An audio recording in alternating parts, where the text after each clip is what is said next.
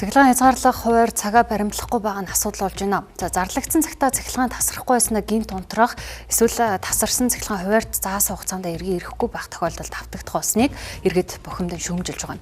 За үүний улмаас хуваар нь цахилгаантайгаа хамт ирж хамтдаа алга болдог гэх явдлал олон нийтийн дунд газар авч эхэллээ. За Дулааны цахилгаан станц 4-ийн 7 дугаар цуухны гэмтлийг засварлан дууссан ч бүрэлдэхүүн цахилгаан станцын нүүрсний хангамж доголдсноос цахилгааны хязгаарлалт өнөөдөр ч ийхүү үргэлжлэх болжээ.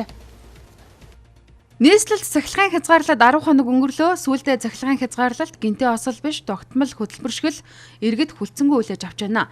Урьдын цахилгаан тасарлаа гэвэл гайхдаг байсан бол одоо харин өнөөдөр хэдэн цагт унтрах бол гэж урьдчилан таамаглаж уцаа цэнэглэж лаага бэлддэг болсон соёл жилжлээ. Зарим иргэн лифтэнд суух айдастай болжээ.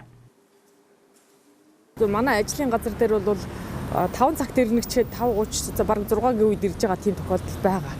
Тэгээд нөгөө олон давхар байрлал өсгөч одоо шатмат зогсчоод жоохон хэцүү л байгаа шат. Одоо нөгөө 7 цагаас 8 цаг 9 цагийн хооронд тасарна гэжсэн тасрахгүй байжгаад орой нэг 10-11 цагийн үед шууд тастаад аячих жишээтэй. Тиймэрхүү янз бүрийн юмнууд байна лээ. Ядахна лефт ажиллахгүй хөгшөө хүнд дээшээгээ доошоо оруулахад бол тэр л их хэцүү байх юм. Өдөр цайны цагт таарах юм. Манай гэртлээ 10-аас биш 12-оос 2-ын хооронд.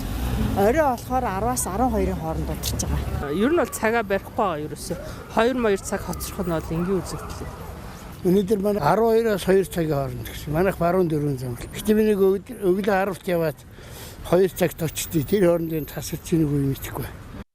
Харин цахилгаан хязгаарлалтын хуваар мөрдөгдөхгүй асуудалд нэг тал нь хүлээн зөвшөөрч нөгөө тал нь бид цагтаа тасалж өгчл байна хэмээн тайлбарлаж зогсох. Тиймээс ч Улаанбаатар цахилгаан түгээх сүлжээ компанид ирэх гомдлын ихэнхийг тасалсан цахилгаан хуваарихын дагуу буцааж залгадаггүй гэх асуудал болжээ.